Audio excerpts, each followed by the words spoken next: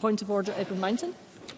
Thank you, Presiding Officer. During First Minister's questions today, the First Minister, in reply to Jamie Halcro-Johnston's question about the Corran ferry, said, and I quote, "It is our MOD, our Scottish taxpayers' money, of course, that helps fund the MOD," inferring there would be no cost if the MOD helped with the Corran ferry.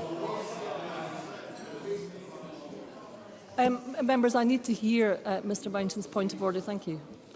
Just for clarification purposes, the MOD is charged to defend the United Kingdom and it is budget for that.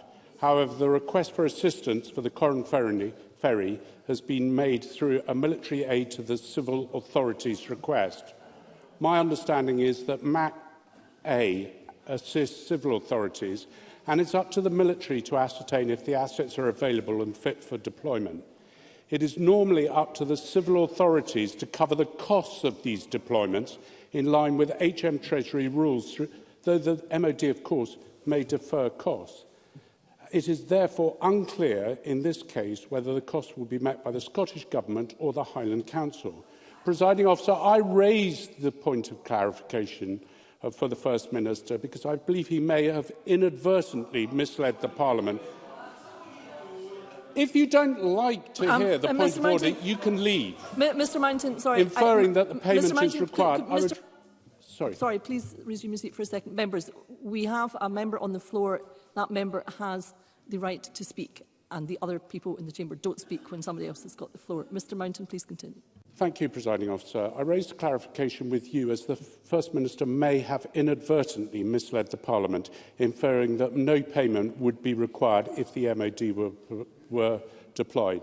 I'd therefore be grateful if you could set out how the First Minister may correct the record if that is the case.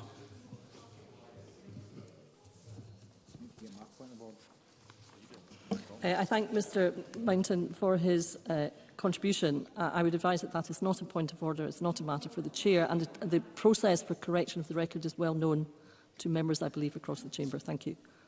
Can I just a slight correction to Jamie Halcro-Johnston's question. It is our MOD, our Scottish taxpayers' money, of course, that helps to fund the MOD. So it's important that when he talks about the MOD stepping in, of course, these are our assets that Scottish taxpayers help to contribute towards. I think that's a really important point of clarification.